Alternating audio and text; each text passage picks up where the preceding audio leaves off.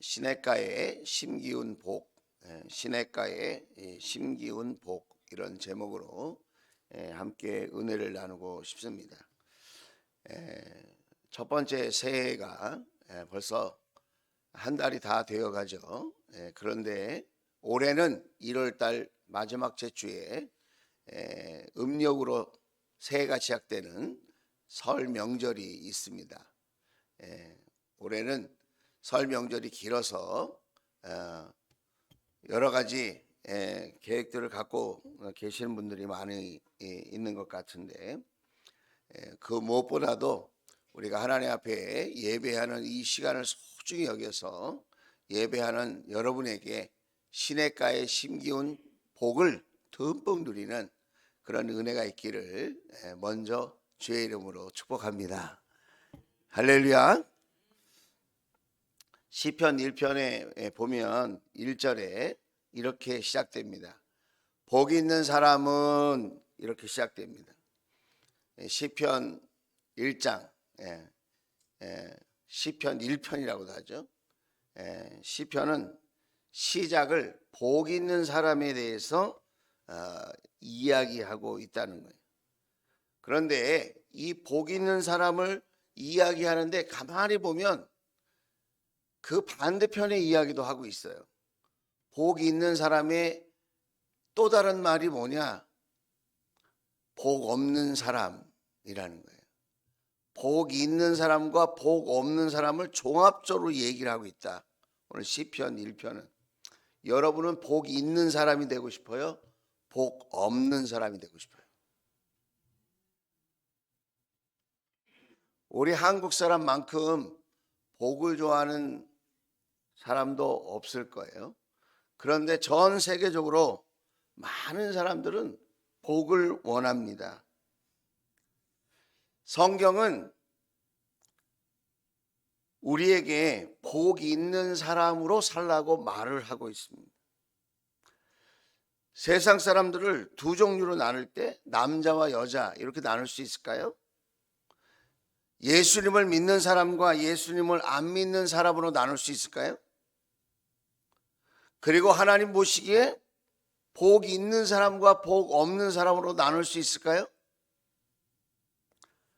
내가 하나님을 믿는다고 하는 것 중요한 거지만 내가 하나님을 믿어서 복 있는 사람으로 사는 것은 더 중요하다. 기복주의 신앙이라는 말 들어보셨을 거예요. 기복주의. 일단 기복주의 신앙이라는 것은 나쁜 생각이다, 나쁜 신앙이다, 이렇게 말을 합니다. 자, 맞을까요? 틀릴까요? 맞죠. 기복신앙은 나쁜 겁니다. 그런데 복을 구하고 받는 것이 나쁜 건 아니에요. 그러면 기복주의 신앙이 뭐가 문제인가? 왜 나쁘다고 하는가? 그것은 복을 구하고 받는 것에 대해서 말하는 것이 아니라 복을 구하고 받은 이후에 그 복을 어떻게 사용하느냐, 거기에 따라서 참복을 받는 복 있는 사람으로 살 것인가, 아니면 기복주의에 빠져서 사는 인생이 될 것인가가 구별되어진다 이거예요. 우리가 만약 하나님께 복을 구하고 복을 많이 받아서 그 복을 영혼권하여 제자 삼는 데에 쓴다고 한다면 얼마나 좋을까? 그 복을 하나님을 더 사랑하고 이웃을 많이 사랑하는 데 그 복을 사용할 수 있는 인생이 된다면 그래도 기복주의라고 말할 수 있을까요? 아니죠. 복을 받아서 자기 욕심, 자기 욕망을 이루는 데만 사용하니까 그걸 기복주의라고 말을 한다. 그런 의미에서 여러분, 성경은 우리가 생각하는 것보다 더 넘치도록 많은 복을 이야기하고 있다는 사실을 여러분 기억하셔야 돼요. 저는 여러분을 축복하고 싶습니다. 2025년도에는 여러분의 인생이 복 있는 사람이 될 수 있기를 주의 이름으로 축복합니다. 아멘입니까? 아멘을 하셔야 돼요. 아멘을. 다시 한번 여러분의 인생이 복 있는 인생이 되기를 주의 이름으로 축복합니다. 그래서 오늘 시편도 150편이나 되는데 시작하면서 복 있는 사람이라고 하는 것에 대해서 이야기를 하고 있고, 예수님도 팔복이라는 말 들어보셨죠? 마태복음 5장에 팔복에 대해서 예수님은 친히 말씀하고 계신다는 거예요. 그래서 우리가 복에 대한 정의를 잘못 내리고 엉뚱한 복을 찾아다니는 것이 문제지, 하나님께서 주시려고 하는 그 복을 구하고 받는 것은 잘하는 일이고 아주 지혜로운 일이고 그것이야말로 의미 있고 가치 있는 일이다. 우리가 그것을 오늘 기억하면서 오늘 이 시편 1편에 있는 이 말씀 중에 특별히 3절의 말씀, 그 말씀을 우리가 꼭 붙들고 이 한 주간도, 설 연휴가 있는 이 한 주간도 살고 또 앞으로 남은 인생도 그렇게 될 수 있기를 주의 이름으로 축원을 드립니다. 자, 그런 의미에서 여러분 오늘 1절 2절 말씀은 복이 있는 사람이 누구인지를 설명하고 있는데, 처음부터 복이 있는 사람에 대해서 자세히 설명하는 것이 아니라 복 없는 사람이 어떤 사람인지를 설명하고 있다는 거예요. 복 없는 사람이 어떤 사람인 줄 알면 복 있는 사람에 대해서 우리가 분명하게 깨달을 수 있게 되니까 복 없는 사람의 세 가지 유형에 대해서 이야기하고 있다. 자, 그럼 복 없는 사람의 첫 번째 유형은 어떤 사람이냐? 오늘 1절에 보니까 악인의 꾀, 악인의 꾀를 따르지 아니하며 이렇게 표현하고 있는데, 반대로 말하면 악인의 꾀를 따르는 것이 복 없는 사람이다 이 말이에요. 세상 가운데 살아가면서 악인의 꾀가 오히려 세상적인 복을 받는데 도움이 된다, 이렇게 우리가 유혹받을 때가 있어요. 오히려 정직하게 겸손하게 살면 사람 대접 못 받고, 이렇게 악인의 꾀를 쫓아서 살면 오히려 세상적으로 도움이 되는 것 같다. 그래서 교회를 다니면서도 믿음의 지혜를 따라 사는 것이 아니라 악인의 꾀를 흉내내면서 그렇게 살려고 하는 것, 세상에서는 잠시 도움이 될지도 모르겠어요. 그걸 우리가 처세술이라고 그러잖아요. 그런데 하나님이 보실 때는 그것은 복이 아니라는 겁니다. 꾀는 언제 사용합니까? 노력하지 않고 열매를 거둘 수 있을 때 그 꾀를 사용하는 거죠. 꾀를 부리는 사람들의 특징은 사기꾼 같은 기질을 갖고 있다는 거예요. 수고하지 않고 언제나 좋은 열매를 거두기를 바라는 사람, 그런 사람을 악인의 꾀를 따르는 사람이라고 오늘 성경은 말하고 있다는 것입니다. 여러분, 잠시 빛나는 인생을 살고 싶습니까? 아니면 영원히 빛나는 삶을 살고 싶습니까? 하나님의 관점에서는 악인의 꾀를 쫓고 따르는 사람은 복 없는 사람이다. 그러므로 악인들의 꾀를 따르지 않는 저와 여러분 될 수 있기를 주의 이름으로 축복합니다. 두 번째 유혹은 어떤 사람이냐? 오늘 1절에 보면 복 있는 사람은 악인의 꾀를 따르지 아니하며, 그 다음에 뭐라 그러죠? 죄인의 길에 서지 아니하며 그랬습니다. 자, 반대로 말하면 죄인들의 길에 서는 사람은 복 없는 사람이다 이 말이에요. 죄인들의 길은 어떤 길일까요? 마태복음 7장 13절 14절 말씀입니다. 자, 같이 읽어보겠습니다. 시작.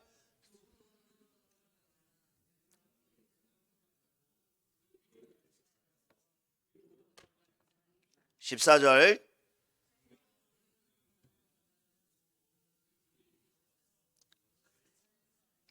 자, 13절 말씀을 보면 뭐라고 그러죠? 좁은 문으로 들어가라. 멸망으로 이끄는 문은 넓고 그 길이 널찍하여서 그 길로 들어가는 사람이 많다. 자, 다시 말하면 죄인들의 길에 왜 서게 되죠? 그 길로 가는 사람이 많은 거예요. 그 길이 넓어요. 그 문도 넓어요. 그래서 그 길로 가는 사람이 많으니까 그 길로 가는 게 쉬워 보이고 편해 보이고 그 길로 가면 묻어서 가는 거잖아요. 그러니까 특별한 어려움이 없을 거라고 생각한다는 거예요. 그러나 그 끝은 멸망의 길이다. 멸망으로 이끄는 겁니다. 죄를 짓는 사람이 특징이 있다는 거예요. 그게 뭐냐면 공범들이 많으면 자기가 죄를 지으면서도 죄의식을 못 느낀다는 거예요. 그래서 혼자 죄 짓지 않고 항상 누구를 끌고 들어가, 죄 지을 때. 그리고 많은 사람이 함께 죄 지으면 자기는 그 죄의식으로부터 벗어날 수 있다고 생각한다는 거예요. 많은 사람이 간다고 그 길이 생명의 길은 아니라는 거예요. 많은 사람이 간다고 해서 그 길이 진짜 복의 길은 아니라는 거예요. 여러분, 신앙생활을 한다는 것은 좁은 길로 가는 거예요. 좁은 문으로 들어가는 거예요. 14절에 오늘 마태복음 7장 14절에 생명으로 이끄는 문은 너무나도 좁고 그 길이 비좁아서 그것을 찾는 사람이 적다. 왜 우리는 교회 가자고, 목장에 모이자고, 믿음으로 살자고, 말씀 안에 살아보자고 그렇게 얘기를 하는데 그것이 왜 인기가 없을까요? 왜 그 말이 그렇게 부담스럽게 힘들게 느껴질까요? 너무나도 좁고 비좁게 생각되어지고 그 길을 찾는 사람보다는 내 주위에 둘러보니까 넓은 길로, 편한 길로, 더 쉬운 길로 많은 사람들이 그냥 그렇게 하나님을 떠나서 대충 세상의 문화에 어울리면서 그렇게 살고 있는 것, 거기에 우리의 여러분 관심을 두고 그 길에 동참해서는 안 된다. 여러분, 우리가 명절이라고 하면 예수 믿는 사람을 더 많이 만나요? 아니면 예수 안 믿는 사람을 더 많이 만나요? 우리 가족 중에 예수 믿는 사람들이 많이 있다면 엄청난 복이죠. 함께 신앙의 감사와 또 믿음의 고백들을 나누고 하나님께 주신 응답과 축복을 나눌 수 있다면 얼마나 좋겠어요. 그러나 그런 사람이 우리 주변에, 우리 가족 중에, 일가 친척 중에 많습니까? 대부분 그렇지 않다는 거예요. 그러면 내가 이때까지 믿음을 지키면서 좁은 길, 좁은 문으로 들어가려고 애쓰고 살아왔는데 오히려 죄인의 길에 서 있는 사람들이 큰 소리를 친다는 거예요. 넓은 길로, 넓은 문으로 들어가는 사람이 오히려 기세등등하게 말을 한다는 거예요. 여러분, 하나님이 보실 때에는 생명의 길로 가는 사람, 그 좁은 길로 가는 사람, 좁은 문으로 들어가는 사람이 진짜 복을 누리는 사람인 줄로 믿습니다. 죄인의 길에 서지 않게 되기를 주의 이름으로 축복합니다. 그리고 복 없는 사람의 세 번째는 오만한 자의 자리에 앉지 아니하며 라고 말을 하고 있어요. 오만하다, 비슷한 말은 교만하다입니다. 비슷한 말은 거만하다, 거만하다, 오만하다, 교만하다, 다 비슷한 말입니다. 여러분, 어떤 느낌이 듭니까? 거만하다, 오만하다, 교만하다, 이런 사람들의 특징은 뭘까요? 높은 의자에 앉아있는 것이 성공이라고 생각한다. 큰 소리치고 명령하고 군림하고 많은 사람에게 대접받고 많은 사람들이 섬겨주는 인생, 그것이 복 있는 인생이라고 생각한다. 그런데 성경은 아니라고 얘기한다는 거예요. 오만한 자들의 자리에 앉는 사람은 복 없는 사람이라고 오늘 성경은 말하고 있다는 것입니다. 요한복음 13장에 보면 예수님이 최후의 만찬을 제자들과 하십니다. 최후의 만찬을 하시면서 예수님이 수건을 허리에 두르시고 제자들의 발을 닦으십니다. 구세주이신 그분이 제자들의 발을 닦아주는데 그 가운데는 예수님을 곧 3번 부인할 베드로도 있었고 예수님을 배반하여 팔아버릴 가룟 유다도 그 제자 중에 있었다는 거예요. 그런데 예수님은 그런 사람들을 가리지 않고 모두 다를 섬겨주셨다는 거예요. 예수님의 삶의 가치, 예수님의 삶의 방향과 목적이 무엇인지를 알겠죠. 나에게 잘해주는 사람, 나를 인정하고 나를 높여주는 사람, 나하고 친한 사람, 내 말에 순종하는 사람, 그런 사람뿐만 아니라 모든 사람들을 예수님은 사랑하고 섬기시려고 하셨다는 거예요. 심지어는 마가복음 10장 45절에 이런 말씀을 하셨죠. 우리가 잘 아는 말씀이죠. 읽어봅시다. 시작. 인자는 섬김을 받으러 온 것이 아니라 섬기러 왔으며 많은 사람을 구원하기 위하여 치를 몸값으로 자기 목숨을 내주러 왔다 그랬습니다. 섬김을 받는 것이 행복의 조건이 아니라는 거예요. 오히려 많은 사람을 섬길 수 있는 것이, 많은 사람을 위하여 자기 목숨까지도 내어놓을 수 있는 것이 진정한 행복이다. 그것을 우리 예수님은 보여주고 계시는 것입니다. 우리는 섬김을 많이 받고 싶습니까? 아니면 섬김을 많이 하고 싶습니까? 나의 인생의 방향과 목적이 어디에 있습니까? 섬김을 많이 받는 것에 여러분 우리의 목적과 방향이 있다면 세상 사람과 다를 바가 없고 우리는 복 없는 사람으로 살게 될 것입니다. 그러나 내가 어찌하든지 내 형편 사정에서 더 많은 사람들을 섬기고 내가 하나님을 마음껏 섬길 수 있는 그런 인생이 되기를 바라고 그런 목적으로 우리가 살아갈 수 있다면 우리는 하늘의 복을 누리는 복된 사람들이 다 되어질 줄로 믿습니다. 자, 그러면 정말 누가 복 있는 사람인가? 오늘 시편 말씀은 그러면 누가 복 있는 사람이라고 말을 하고 있는 건가? 그렇게 궁금할 때 2절 말씀을 하고 있다는 거예요. 자, 2절 큰 소리로 한번 읽어보겠습니다. 내 목소리가 내 귀에 들리고 마음에 새겨지도록. 자, 시작.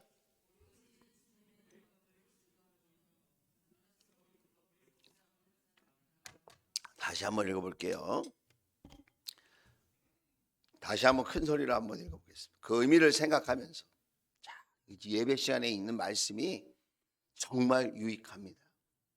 예배하는 마음으로 읽는 말씀 정말 우리를 새롭게 할 수 있습니다. 자, 우리 다시 한번 읽어봅시다. 시작.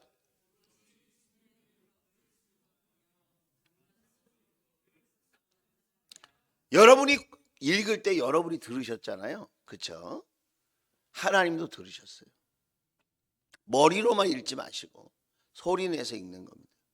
자, 오로지 주의 율법을 즐거워하여. 자, 우리는 GPS 성경 통독을 하고 있습니다. 자, 읽어보신 분은 아시겠지만 하나님 말씀이 즐거워요? 즐겁다면 여러분이 복받은 사람입니다. 하나님 말씀이 기대가 되고 사모가 됩니까? 하나님 말씀이 궁금합니까? 연속극보다 더 재밌습니까? 그러면 여러분 진짜 복받은 사람이에요. 그냥 그 정도의 즐거움은 아니지만 그래도 읽을만 하다. 여러분 그것도 엄청난 복입니다.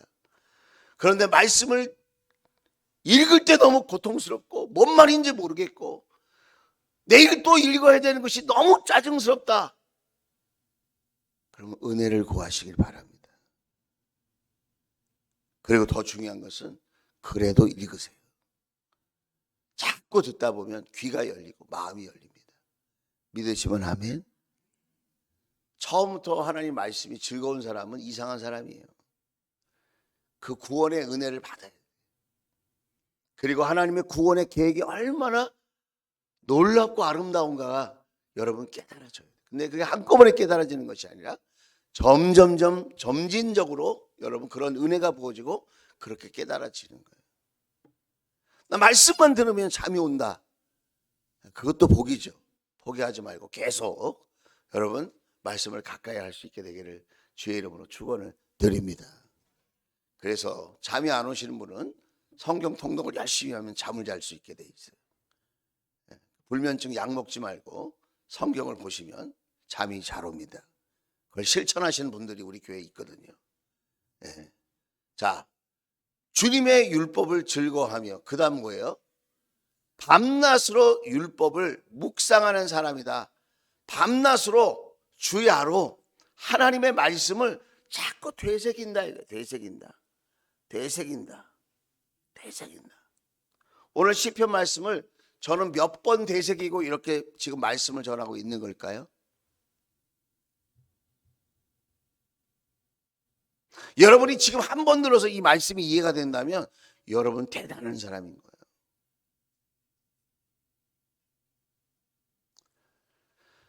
하나님의 말씀이 밤낮으로 내가 이렇게 되새기고 그 말씀을 의지하고 그 말씀을 붙들고 그 말씀과 동행하고 이렇게 하는 사람이 복 있는 사람이라는 거예요. 무슨 소유나 건강이나 자식의 미래나 그런 정도의 복이 아니라 진짜 복은 뭐냐? 하나님의 말씀과 동행하는 삶. 하나님의 말씀이 너무 기쁘고 즐거워서 그 말씀을 붙들고 그 말씀을 안고 그 말씀과 함께 살아가는 인생, 그런 사람이 복이 있는 사람이라는 거예요. 그래서 그런 복을 경험한 사람, 그런 사람이 복 있는 사람인데 그런 사람에게는 어떤 일이 펼쳐지느냐? 그게 3절이에요. 자, 3절. 3절을 읽어보겠습니다. 같이 읽어보는 거예요. 시작. 그는 시냇가에 심은 나무가 절따라 열매를 맺으며 그 잎이 시들지 아니함 같으니 하는 일마다 잘 될 것이다. 우리는 하는 일마다 잘 될 것이다. 여기에만 마음이 이렇게 와 닿아요. 나도 교회 다니니까 하는 일마다 잘 됐으면 좋겠다. 그걸 다른 말로 뭐라 그러죠? 형통이라고 그러죠. 그걸 세상 말로 뭐라 그러죠? 성공이라고 말을 하죠. 성경적으로는 뭐라 그러죠? 복이라고 말하죠. 복. 형통, 성공, 복. 같은 말이에요. 같은 말. 성경에는 계속해서 그렇게 반복해서 여러 의미로 사용하고 있어요. 자, 그런데 여러분, 시냇가에 심은 나무예요. 나무가 자기가 스스로 시냇가에 자리를 잡았을까요? 아니면 누가 그 시냇가에 나무를 심었을까요? 나는 시냇가가 좋아. 그리고 나무가 지가 가가지고 거기다가 뿌리를 내리고 딱 거기서 자리를 자기가 잡았을까요? 아니라는 거예요.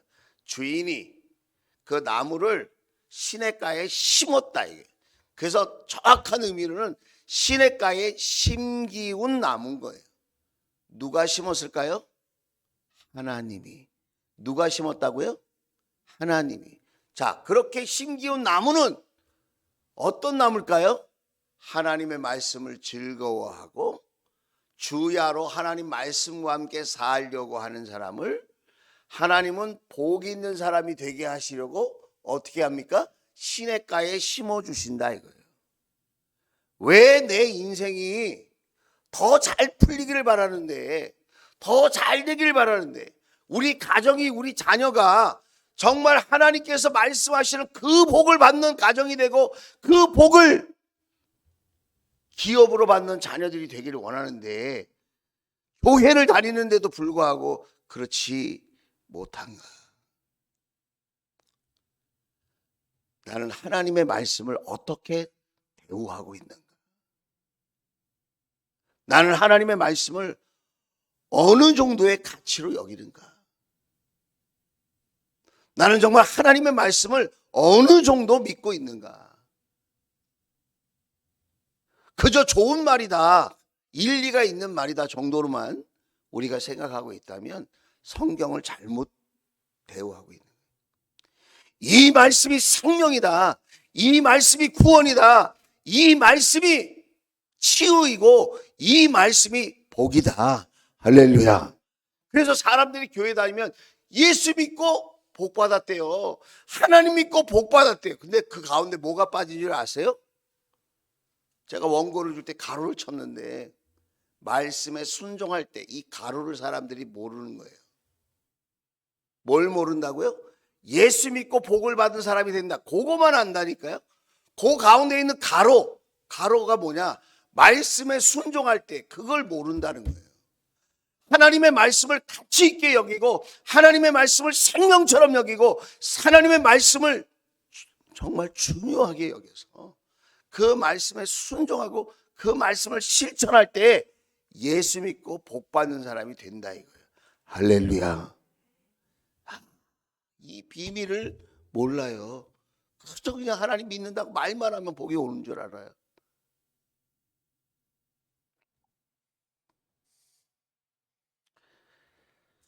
우리 인생이 나무라면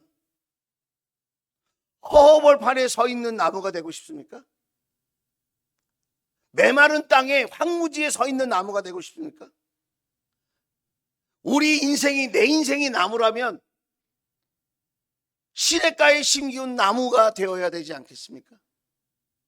시냇가에 심기운 나무는 어떤 나무입니까?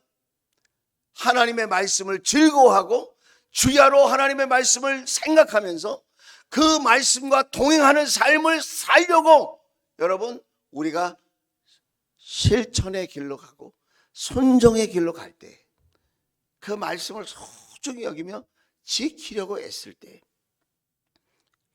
말씀의 능력도 경험하고 말씀의 치유도 경험하고 말씀의 복도 경험하게 될 줄로 믿습니다.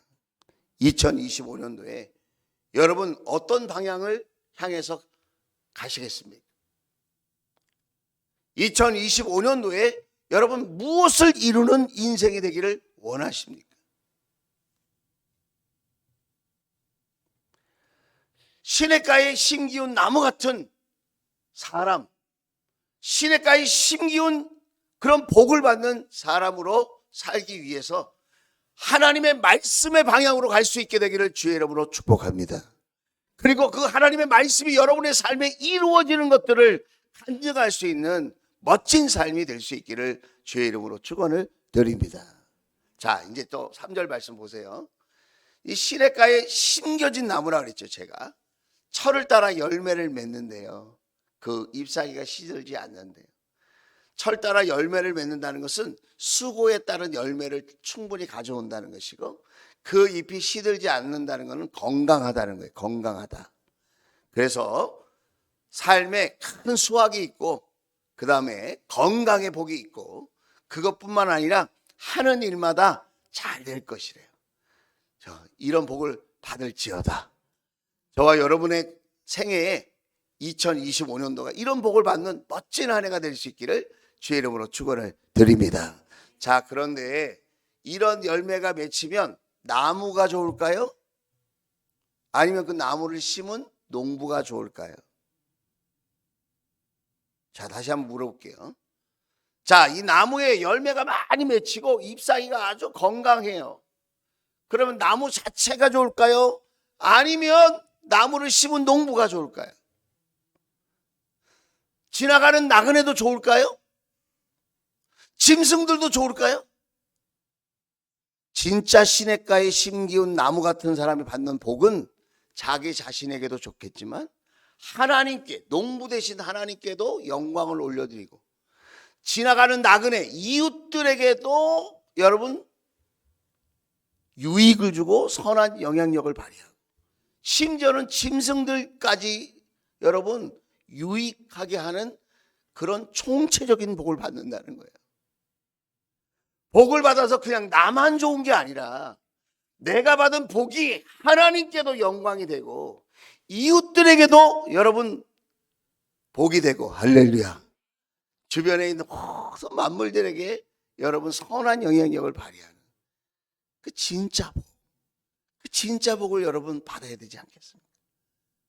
나만 좋고 내 욕심만 채우는 복, 그건 기복주의죠. 기복주의. 그건 나쁜 거예요. 하나님이 주시려고 하는 복이 아니에요. 하나님이 주시려고 하는 진짜 복은 내가 받은 복이 하나님과 연결되고 이웃과 연결되고 세상과 연결되는 그런 복이다. 여러분, 그런 복을 받을 수 있게 되기를 주의 이름으로 축원을 드립니다. 그래서 내가 받은 그 복이 형통과 축복의 통로가 되는 거예요. 그래서 나를 통해 하나님의 복이 흘러가는 것, 그걸 우리가 복의 근원이라고 그랬죠. 나를 통해서 하나님의 복이 흘러가는 것, 그런 꿈을 꿀 수 있을까요? 아유, 목사님 밥 먹고 살기도 힘들어요. 매달 공과금 내기도 힘들어 죽겠어요. 애 키우기도 쉽지 않아요. 여러분, 그런 거를 잘 감당할 수 있는 복, 그 정도만 구하지 마시고 나를 통하여 하나님의 복이 흘러가게 하옵소서. 아멘일까요? 나를 통하여 그런 복이 흘러가게 하여 주옵소서. 내가 축복의 통로가 되게 하여 주옵소서. 우리 가정이 이렇게 은혜와 축복의 통로가 되게 하여 주옵소서. 하나님께 영광을 올려드리게 하여 주옵소서. 이웃들이 함께 즐거워하는 복을 받게 하여 주옵소서. 내 주변에 있는 모든 사람들이 잘 되는 복을 받게 하여 주옵소서. 여러분, 그런 꿈을 꿀 수 있기를 주의 이름으로 축원을 드립니다. 누가 하시는 거예요? 시냇가에 누가 심는 거예요? 내가 심는 거예요? 내가 심는 거면 그렇게 못해요. 그러면 굳이 믿음이 필요 없겠죠.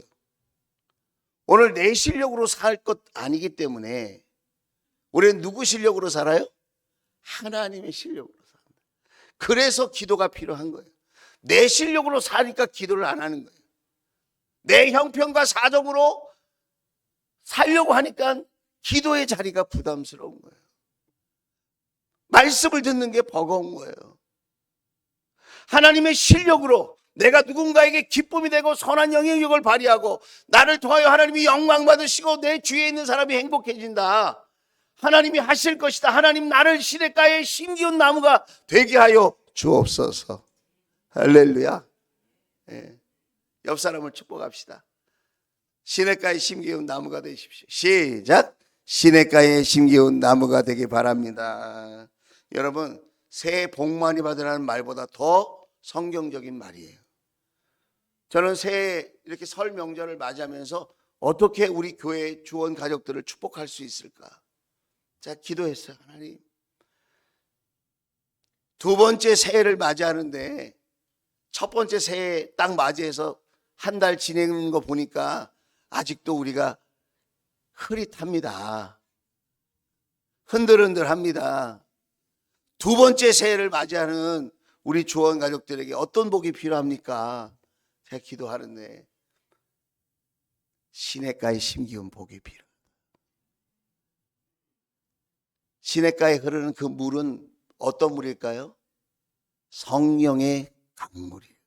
계속 내가 주일마다 얘기했잖아요. 성경에서 말하는 그 물은 은혜를 의미한다. 성경에서 말하는 그 물은 생명을 의미한다. 성경에서 말하는 물은 성령의 은혜를 의미한다. 할렐루야. 그래서 생수가 강물처럼 아닙니까?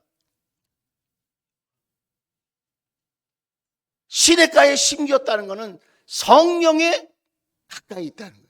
성령님께 뿌리를 내렸다는 거예요. 메마른 가뭄이 와도 시냇가에 심기운 나무는 괜찮아. 왜 그러죠? 그 뿌리가 강가에 뻗쳐 있기 때문에. 우리가 이 세상이 걱정되잖아요. 근심이 되잖아. 앞으로 어떻게 될까? 걱정할 거 없어요. 여러분, 하나님의 손에 있습니다. 믿으세요? 안 믿으세요? 전 믿어요. 관심을 갖지 말자가 아니라 관심을 갖되 기도하고 하나님께 맡기고, 우리는 어디에다 뿌리를 내려야 돼요? 성령님께 뿌리를 내리고, 성령의 은혜에 뿌리를 내리고, 하나님이 주시는 생명의 뿌리를 내리고, 그런데 놀라운 일은 그 성령님의 역사는 하나님의 말씀을 붙들 때 역사하신다. 할렐루야. 왜냐하면 성령님은 진리의 영이시거든요. 이제 말씀을 정리해 보겠습니다. 시편의 3분의 1을 누가 썼냐면 다윗이 썼어요. 지난번에 통독하는데 한 분이 이렇게 목장에서 말씀하시더라고요. 모세도 시편을 썼어요? 그러더라고요. GPS 성경 통독한 사람은 아시죠? 시편 90편은 모세가 썼어요. 시편 중에는 아삽이라는 사람이 쓴 시편도 있어요. 솔로몬이 쓴 시편도 있어요. 그런데 다윗이 그 시편 150편 중에 3분의 1을 썼어요. 다시 말하면 그의 입에 하나님의 말씀이 있었고 그의 생각과 가슴에 하나님을 향한 말씀이 있었다는 거예요. 하나님이 주신 말씀을 가슴에 품고 다윗이 살았기 때문에 그렇게 시를 많이 지을 수 있었다는 거예요. 자, 그런데 그런 다윗도 잠시 잠깐 하나님의 말씀을 떠나 있었어요. 언제 떠나 있었을까요? 전쟁에 승리한 이후에. 이 정도면 됐다, 이 정도면 편안하다,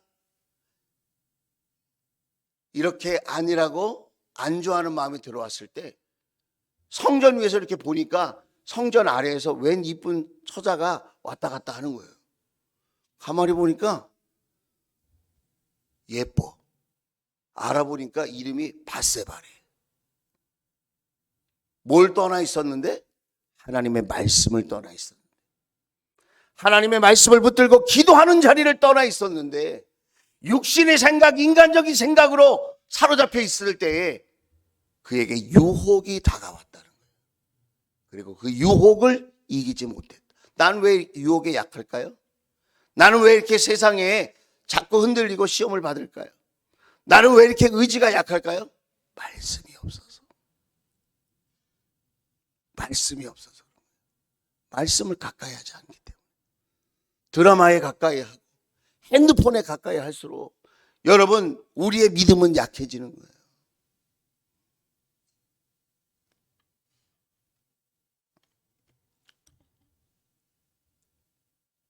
새해에 말씀을 가까이 해봅시다. 날마다 말씀을 읽어봅시다. 그냥 복이 주어지는 걸 바라는 것은 악인의 꾀를 쫓는 거예요.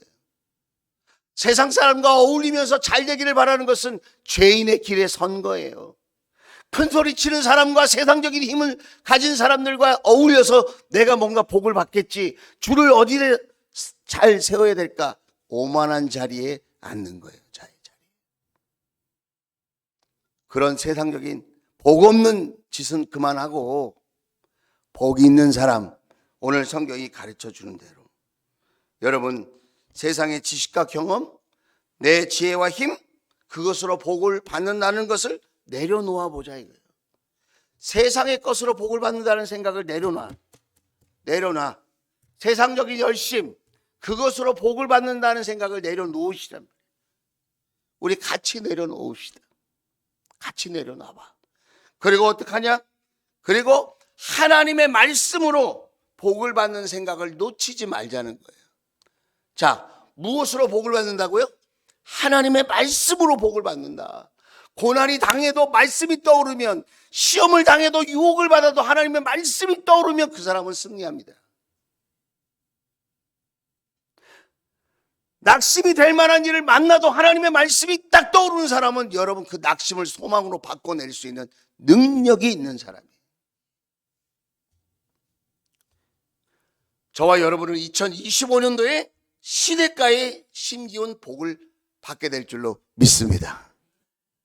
그리고 그 시냇가에 심기운 복을 받을 뿐만 아니라 그 복을 전하면서 살 수 있는 저와 여러분 될 수 있기를 주의 이름으로 축원을 드립니다.